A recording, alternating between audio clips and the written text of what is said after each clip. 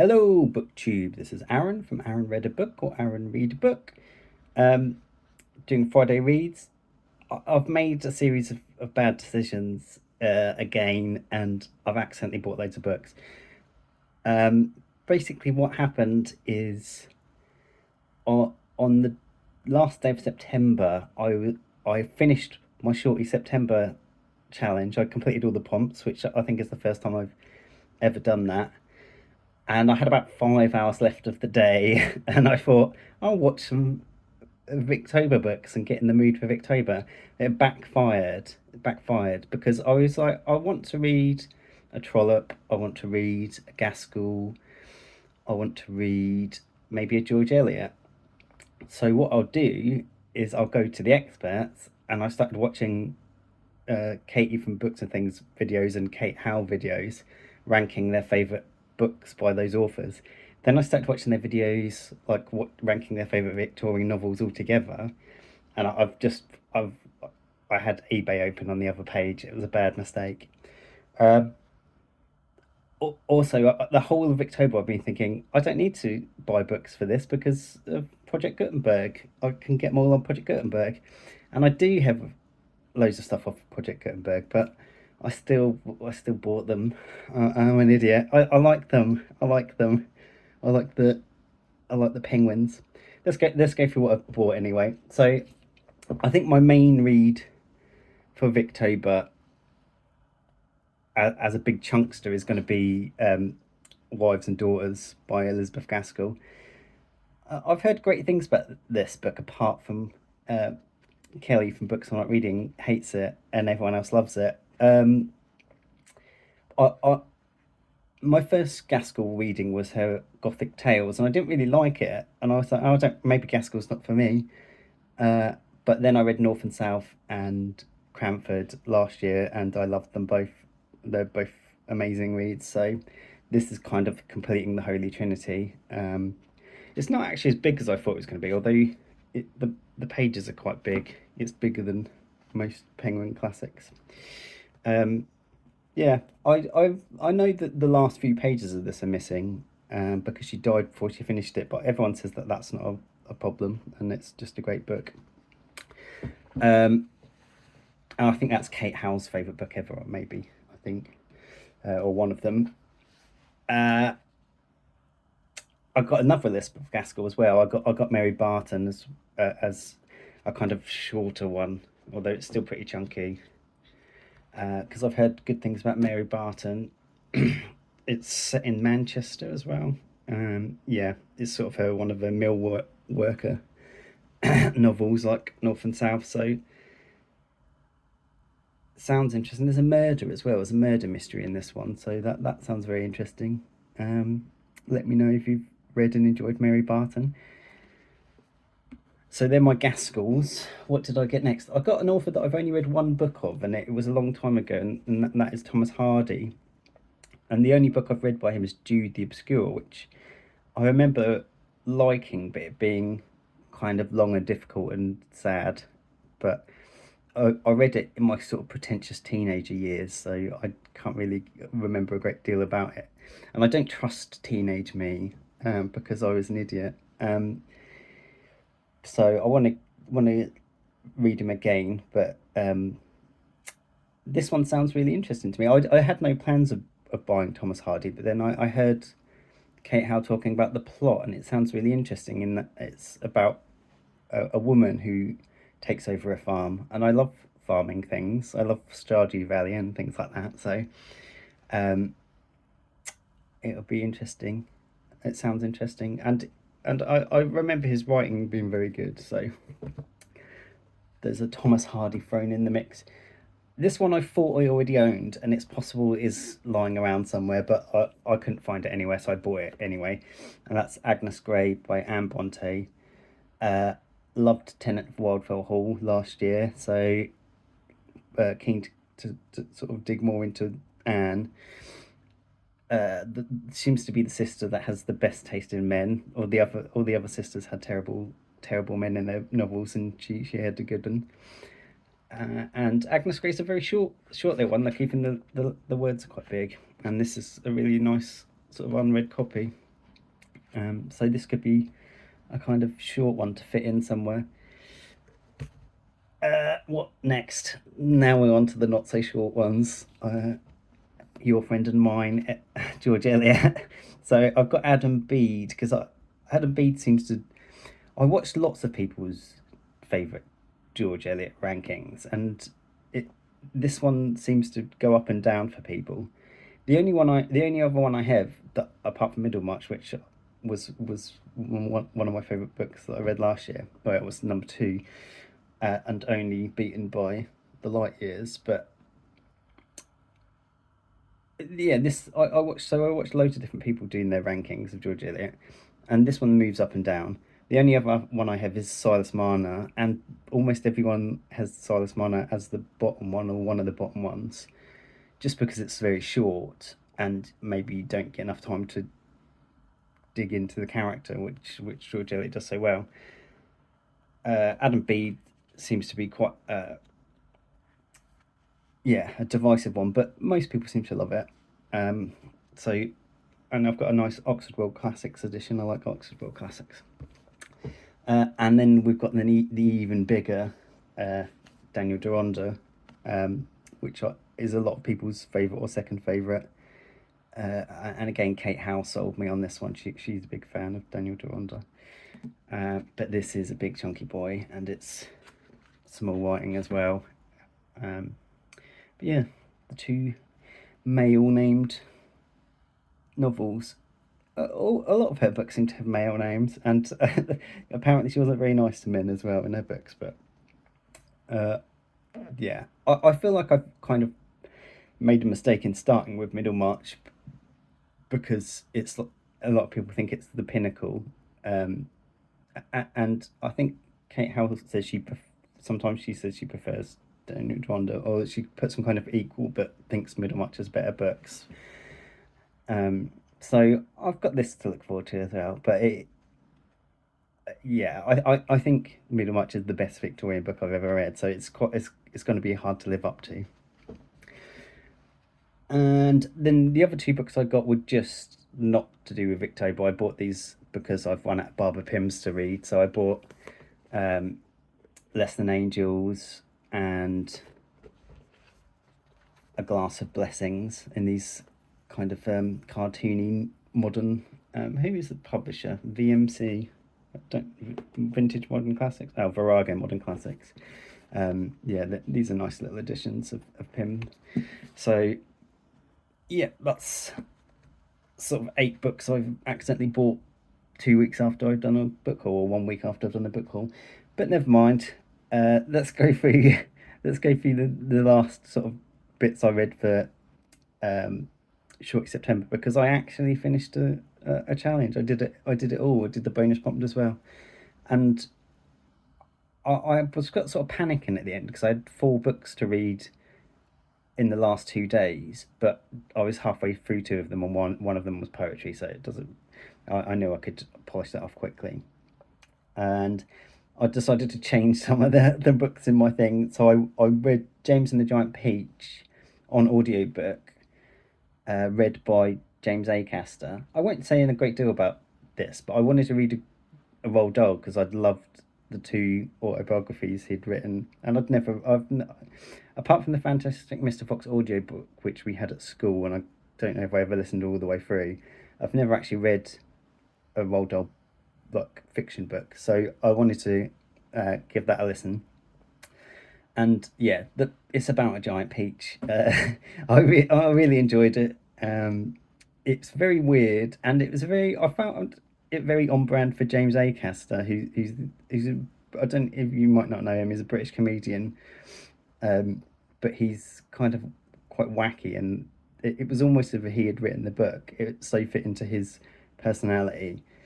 Yeah, I won't go too much into it because it is really a children's book, but I really enjoyed the centipede who had loads of different pairs of shoes, and you had to keep taking them off and putting them on, and he was just a bit of a bit of a jerk, and I just found him really funny with James Acaster doing his voice. But yeah, I really enjoyed it. I wish I had read more Roald Dahl when I was a kid, rather than just reading Boy over and over again, because they they they appeal to my sense of humour as well. Before that, I read The Railway Children, and this wasn't a chore to sort of pack into the last 2 days at all. This was a delightful book. Um, I've seen bits of the film. I don't know if I've ever watched it all the way through. I've got it on my computer, so I'm going to watch that. I it felt like a relief after I finished the Scarlet Letter, which I'll go into next, because it obviously the language in Scarlet Letter is a lot more difficult than the Railway Children, and I found that I did a little bit of reading about E Nesbit. I can't remember what's her first name, Edith, something like that. But I found her life quite interesting because she uh, uh, helped form the Fabian Society, which turned into the Labour Party in the UK. And she was born near where I work, and she lived where I live at times, and married the Woolwich ferryman, which is funny because I still get the Woolwich ferry sometimes, or I get the Uber boat. It's not really the same thing, but um, yeah. And this is about a kind of you can see her Labour leanings in it because it's about a quite middle class family falling on hard times. The father goes away. I won't say where, but it's not really a spoiler. He goes to jail. um, he goes to jail, and the kids don't know about it where he's gone though, and they have to move to the country and live quite poorly, which is funny because nowadays if you were poor, you would not move to the country because everything is really expensive, or not things aren't expensive, but houses are really expensive in the country here. So they kind of fall into an idyllic land, and there's not much going around, but they make friends with everyone in the village and the people who run the railway that passes by. And it's just a really nice little story about them sort of growing up in the country and making mistakes and making friends and doing nice things. It's a very positive, happy book, and it was really enjoyable. And I'd like to read more Nesbit. She's just it's quite a good jump into the Victorian age as well because I think she wrote this sort of 5 years after Victoria died. Uh, and some of her early books are in Victorian times, so I could maybe fit one in for Victober. But yeah, highly recommend. This is probably what you'd call a young adult book now, but very enjoyable as an adult. What did I read before that? The Whitsun Weddings by Philip Larkin. This kind of went over my head. Some of the poems I quite enjoyed. I enjoyed the kind of working classness of the poems and the everydayness of them, but largely the formatting and stuff of poetry just goes over my head. So I didn't even rate it because I feel like I'm not qualified to rate the poetry until I learn more about it. So, but I did. It was a largely good experience. I like there was no poems that I was like, oh, I hated that. It was all nice, and every now and then one like stood out to me. But yeah, my my forays into poetry will maybe continue. Next was the Scarlet Letter by Nathaniel Hawthorne, and that's very shiny. Yeah, I kind of struggled with this. There was some beautiful writing in it, but I always seem to struggle with sort of 19th century American authors. I don't know why their writing style doesn't quite work in the same way as English authors of the time. Although I struggle with Charles Dickens as well, so maybe it's not unrelated and it's just coincidence. I found it an interesting story, but obviously the anti-Puritan stuff went a bit over my head because I don't really know a lot about the early settlements uh, of America. But yeah, there was some. on a line by line basis, there was some lovely writing, and this story was quite interesting. And I was surprised about how much like a play it was. It was almost like Shakespeare at times, and almost like a Midsummer Night's Dream in that there was almost like an element of fairies and the fae and sort of stuff in it. But yeah, I'd like to read more. I think he'd be really good at genre stuff, and I know he's written some sort of horror-y things, so I will definitely try some more of the books in here and see how it goes. I think this is one of the things where actually I know a lot of Americans study this at school. I think actually studying this would have helped me because a lot of it was going over my head, I think. So I can see why they study him. An interesting book, but it was not the right time to read it for me because I was panicking that I still had loads of books left to read to finish in September, and it's not an easy it's not something you can rush through, and I was trying to rush through things, so might have been a bit time and place, but overall a good experience anyway. I just need next time I read Hawthorne, I will take my time. And lastly, before that, I read Love and Saffron, and this was for the prompts where you cook something. I have to admit, I haven't cooked anything yet. Although I have used a bit of the saffron. I've got some here. I've got two. I've got two little boxes of saffron, 2 grams of saffron, and I did put some of it in a curry, so I have technically eaten some saffron. But I am going to make Swedish saffron buns. These, and they're normally made around Christmas, so maybe I'll make them at Christmas. And yeah, saffron is weird. It's like aniseed. I couldn't remember what it tastes like.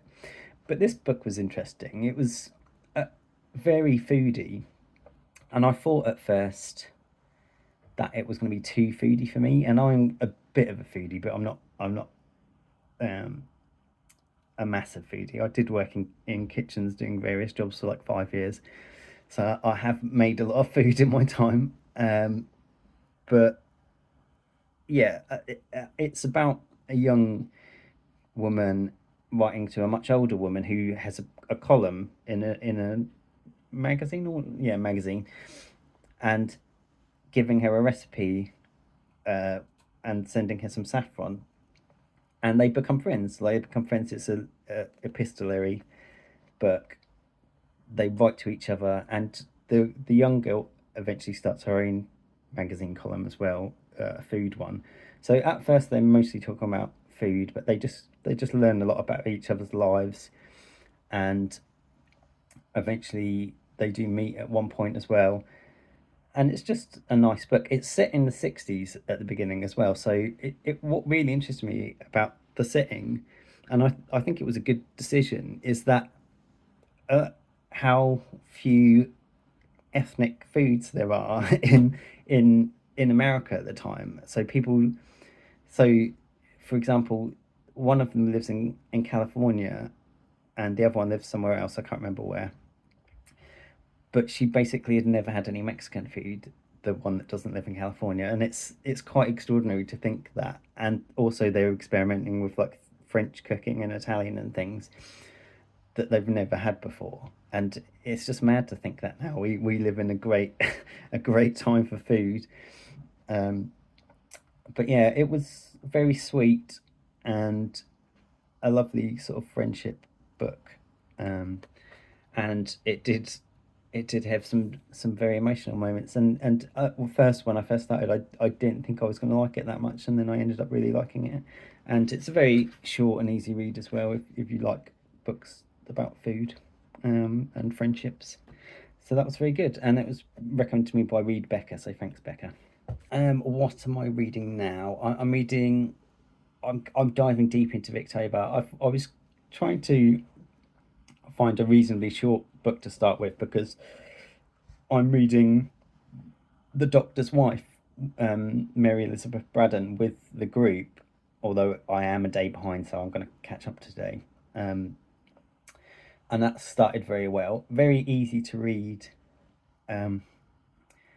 Sort of surprisingly easy to read for a Victorian book, and quite funny and interesting so far. I'm only 3 chapters in, so I thought I'd pick a smaller book to read while I read that one, because I'm not very good at reading lots of books at the same time.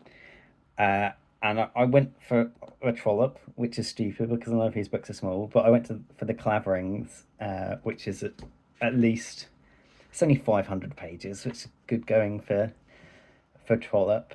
And this is a sort of love triangle book, which Trollope is obviously a specialist in. And it reminds me a little bit of The Small House in Allington, because it's about a young boy who's basically he falls in love when he's very young with this other woman who's his age, and he's not ready to marry yet, because there's this weird thing in Victorian times where if you're 21 and a man, you can't marry, but you should be marrying if you're a woman. So the woman wants to marry this rich guy who, and she's openly saying, this is a mercenary marriage, I'm doing it for my place in the world, which is fully understandable. I completely would have married the rich guy too.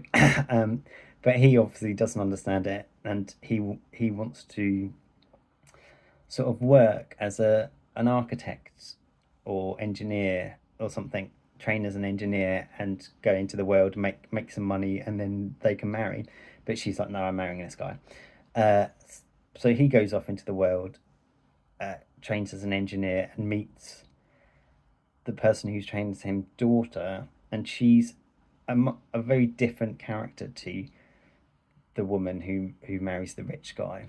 And obviously the past comes back at some point, and there's this sort of triangle between this sort of quite flashy, impressive woman who's run off and got married, and the sort of young, wholesome engineer's daughter. But it has all the great elements of Trollope in it. Very lovable characters.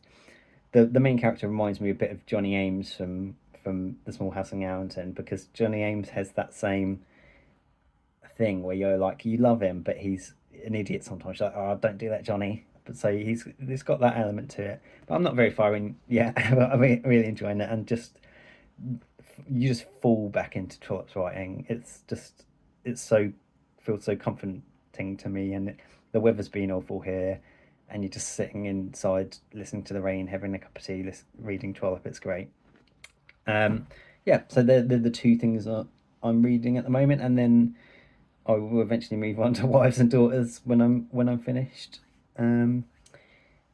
But yeah, that's what I've been up to. Accidentally buying loads of books again, BookTube. So let me know if you've read any of those. If you've read the Claverings as well, that would be interesting. I know Katie from Books and Things rates it as one of her favourite Trollopes. Yeah, how are you doing, BookTube? What are you reading for Victober so far? Let me know. Have a good one. Bye.